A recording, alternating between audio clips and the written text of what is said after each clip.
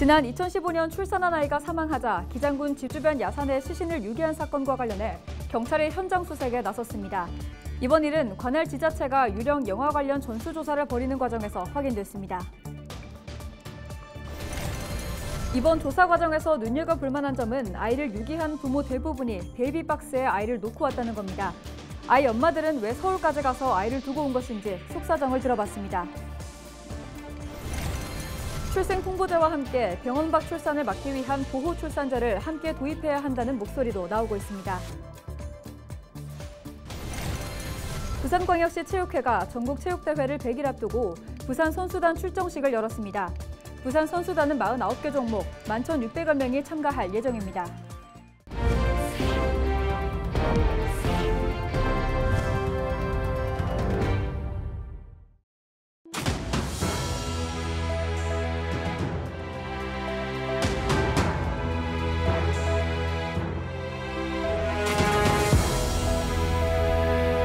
시청자 여러분 안녕하십니까? 헬로티비 부산뉴스입니다. 경찰이 4일 오후 2시 기준으로 전국에 출산 기록은 있지만 출생 신고가 되지 않은 사례 400건을 수사 중입니다. 전날 193건이었던 출생 미신고 아동 수사 의뢰 건수가 하루 만에 400건으로 늘었고 부산에서도 수사 대상이 급증했습니다. 전국적으로 소재가 파악되지 않은 출생 미신고 아동도 353명에 이릅니다. 2015년에서 2022년 8년간 신생아 중 출산 기록은 있지만 출생 신고가 되지 않은 출생 미신고 아동이 2,236명인 것으로 확인됐습니다.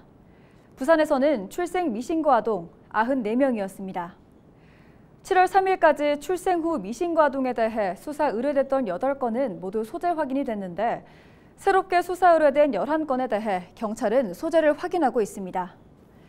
사하구 4건, 동래구 2건, 해운대구 2건, 사상 1건, 부산 진구 1건, 기장 1건이었는데요. 이 중 7건은 서울에 있는 베이비박스에 아동을 유기했다는 친모의 진술을 토대로 소재를 확인하고 있고 3건에 대해서는 아직 소재 확인 중입니다. 이후 5일 기준으로 이틀 사이 11건이 추가되면서 출생 미신고 수사 의뢰는 총 30건으로 늘었습니다. 18건은 소재 확인 중인데요. 수사 의뢰된 기장군 1건에 대해선 8년 전 친모가 영아 시신을 안매장한 것으로 추정되는 기장군의 한 야산에서 경찰이 영아 시신 수색 작업을 진행했습니다. 수색견까지 동원됐는데요. 김한식 기자가 보도합니다. 기장군 기장읍 죽성리 인근의 한 야산입니다. 경찰관 수십 명이 수색 작업에 동원됐습니다. 무성하게 자란 자풀을 걷어내고는 흙을 파낸 뒤 수색견을 투입합니다. 지난 2015년 숨진 영아가 안매장된 것으로 추정되는 장소입니다. 영아의 것으로 보이는 유해가 발견되지 않자 장소를 옮겨 수색을 확대합니다. A 씨는 출산 후 퇴원한 다음 날 아이가 숨지자 집 근처인 이곳 야산에 안매장했다고 진술한 것으로 알려지고 있습니다. 안매장된 영아의 친모 A 씨가 8년 전 살았던 집에서 차량으로 15분가량 떨어진 곳입니다. 경찰은 범위를 넓혀가며 수색을 벌였고 뼈 조각 4개를 발견했습니다. 한 25cm 정도 되는 뼈 조각 1개, 한 6cm 정도 되는 뼈 조각 3개, 그렇게 총 4개 추구했습니다. 희박한 가능성이라도 있을 수가 있으니까는 한번 감시해서 분석을 해보겠다라는 거죠. 안매장된 영아의 친모 A 씨는 현재 아동학대 치사 혐의로 불구속 입건돼 조사를 받고 있습니다. A 씨는 경찰 조사에서 학대나 살인 혐의 등은 부인한 것으로 알려지고 있습니다. 시신 수색은 친모 A 씨가 묻었다는 장소를 중심으로 집중되고 있습니다. 경찰은 우선 수색 범위를 넓혀가며 시신을 찾는 데 주력할 계획이라고 밝혔습니다. 헬로티비 뉴스 김한식입니다. 태어났지만 출생 신고가 되지 않은 유령 영아에 대한 경찰의 조사 계속 진행되고 있습니다. 이번 조사 과정에서 눈여겨볼 만한 점은 아이를 유기한 부모 대부분이 서울의 베이비박스에 아이를 놓고 왔다는 점입니다. 버릴 거면 낯을 말지라고 생각하는 분들도 있으실 텐데요. 친모들은 왜 먼 서울까지 가서 아이를 유기하는 선택을 할 수밖에 없었던 걸까요? 장모영 기자가 속사정을 들여다봤습니다. 남부권에서 유일하게 베이비박스를 운영 중인 금정구 행복드림센터 라이프 가든입니다. 지난 2019년 영유아 긴급 보호시설로 문을 연 뒤 4년 동안 영아 30명이 이곳을 거쳐갔습니다. 생후 30개월 된 소희도 그중 한 명입니다. 20대 미혼모였던 소희의 친모는 뱃속에 아이가 있다는 사실을 5개월이 다 되어서야 알게 됐고 출산 후 신생아를 안고 행복드림센터를 찾았습니다. 당장 제가 어떻게 해야 될지 모르겠는 거예요. 주민센터 이런 데를 진짜 20번을 넘게 갔을 거예요. 정작 본인 소관이 아니다 아니 모르시거나 그 입양 절차를 밟으려고 해도 그 일주일간 아이를 제가 키워야 되는 거고 출생 신고도 해야 되고 이게 위험이 너무 크다 보니까. 이곳은 아이를 맡기기 전 무조건 상담을 거쳐야 합니다. 소희의 친모는 한 달 동안 행복드림센터에서 거주하며 마음을 바꿨습니다. 아이를 직접 키우기로 결정한 겁니다. 미혼모들이 어떻게 키울 수 있을지 그런 방법을 많이 알려주시기 때문에 그분들 도움 때문에 제가 아이를 키울 수 있게 결심을 할 수 있었거든요. 정책 같은 것도 말씀해 주시고 엄마처럼 도와주시기 때문에. 행복드림센터를 거쳐간 아이 중 입양된 사례는 70%, 30%는 소희처럼 친모가 직접 키우게 됐습니다. 행복드림센터의 지원 덕분입니다. 2주간은 돌보아 드립니다. 이거 선택을 해야 되는 시간이기 때문에 이 아이와 함께 살 수 있는 방법을 생각하자. 당신이 이 아이를 키우겠다고만 결심한다면 도와주겠다. 공적 자원, 그죠? 민간인 자원 모두 정보를 주겠다. 다양한 사례를 접해온 이희숙 상담소장은 센터를 찾는 이들의 대부분이 20대 미혼 여성인 만큼 아이를 낳은 사실을 숨기려는 경향이 있다고 말합니다. 또 아이를 키울 수 없는 환경에서 아이를 살리기 위한 최후의 선택이 베이비박스라며 더 큰 혼란을 막기 위해선 상담과 지원이 절실하다고 토로합니다. 자신이 키울 수도 없고 사회적인 지지도 없고 도와줄 사람도 없는데 이대로 두면 아기가 죽기 때문에 제발 이 아이만 좀 살았으면 좋겠다는 마음으로 저는 민간에서 모두 할 수 없어요. 그래서 이렇게 중요한 일은 국가에서 공적으로 책임을 지고. 유령 영아 대부분이 베이비박스에 버려졌다는 조사 결과가 나오면서 찬반 논란이 커지는 상황. 상담이 우선된 영유아 긴급 보육시설이 또 다른 대안으로 떠오르고 있습니다. 헬로티비 뉴스 장보영입니다.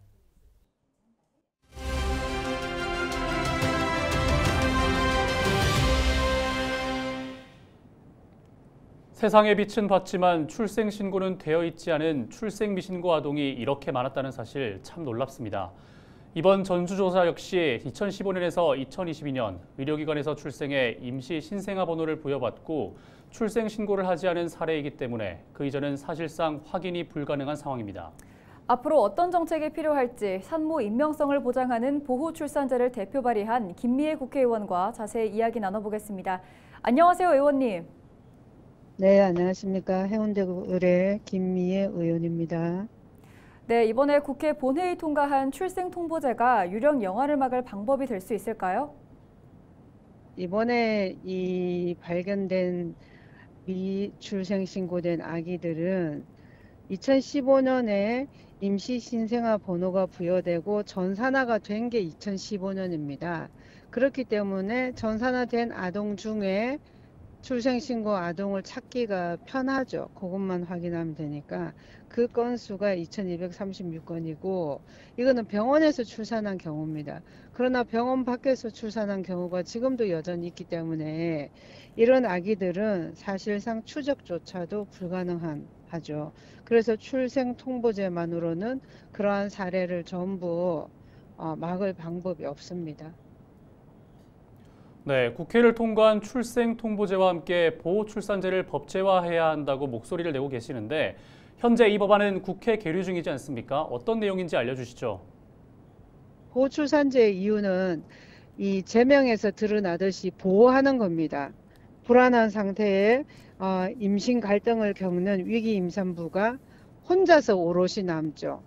임신이나 출산은 모두의 축복 속에서 이루어져야 되는데 이 경우는 남성은 어디로 가버리고 여성은 혼자만의 문제로 남습니다. 그러니까 여성은 배가 불러오면서 점점점 불안해지고 더 깊은 숨는 곳을 찾아서 가게 됩니다. 그래서 대부분이 은폐된 곳에서 혼자서 출산하죠.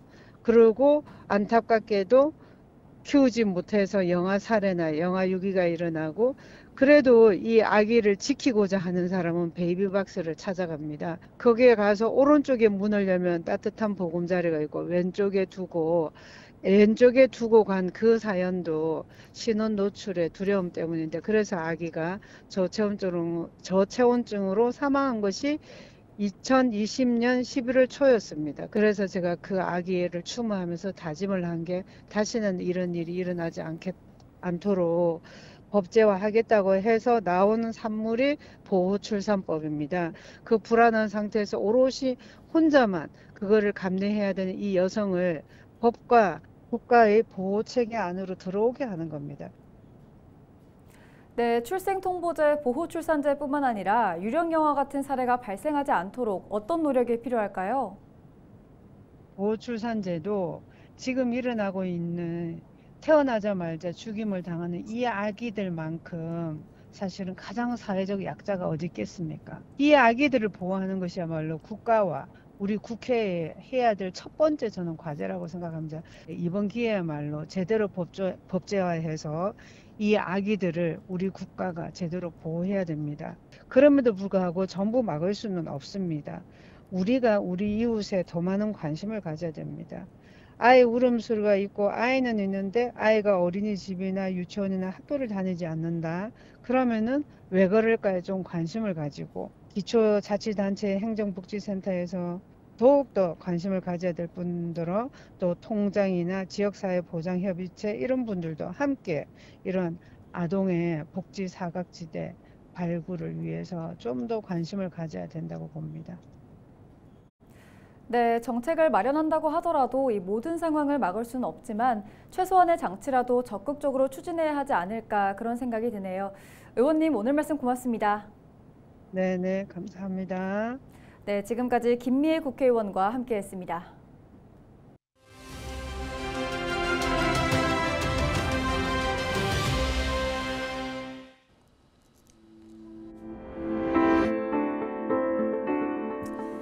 정부가 연일 사교육비 절감 대책을 내놓고 있습니다. 이런 가운데 소득 수준이 높은 사람이 사교육비도 더 많이 쓴 것으로 나타났습니다. 학원비도 이른바 부익부, 빈익빈 현상이 나타난 건데요.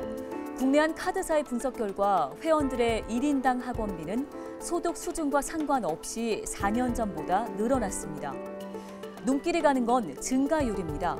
올해 2분기 기준 소득 상위 20%의 인당 학원비는 지난 2019년 대비 30% 가까이가 늘어난 것으로 나타났습니다. 반면 소득 수준이 낮을수록 학원비의 지출은 상대적으로 더 낮은 증가율을 보였습니다.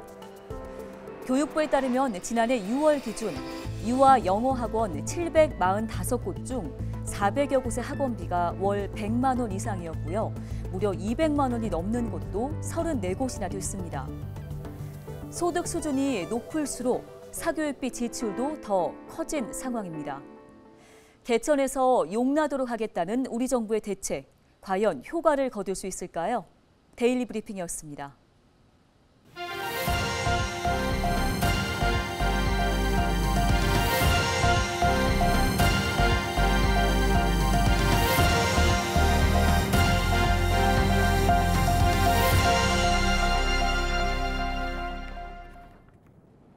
(5일) 부산광역시 체육회가 전국체육대회를 100일 앞두고 부산 선수단 출정식을 열었습니다. 104회 전국체육대회는 오는 10월 13일부터 17일까지 목포시를 주 개최지로 전라남도 일원에서 49개 종목이 개최되며 부산 선수단은 49개 종목에서 11,600여 명이 참가할 예정입니다.